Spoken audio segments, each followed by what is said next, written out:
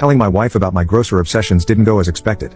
3 years ago, I was having a bit of a personal crisis. On the outside, everything was going well for me. My wife and I were as close as ever. Our kids were growing into their own as lovely little people, and I was loving my job, as usual. However, I was becoming increasingly paranoid about myself and my relationship with my wife. Though she can attest to my propensity for paranoia and is without a doubt the biggest help in soothing that, I was struggling with something I was worried to tell her about but also felt that I had to tell her about. Obviously, she and I have fun times. Fun times are great and a lovely way to bond, but it isn't anywhere near the focal point of our relationship, and that's the way we both like it. That's not to say we have low libidos. It's simply not what we think the point of love and life is. However, I was struggling with some of my desires. I have a lot of desires, and many of them are, frankly, absolutely nasty. My wife and I have shared fantasies before, but the things I told her were just barely scratching the surface, as I have always been nervous about her finding these desires gross or being very uncomfortable with them. I don't ever want to upset her, and while I love thinking about these desires, I always felt that I could live a happy life never playing them out. However, I had started feeling more and more uncomfortable with not telling my wife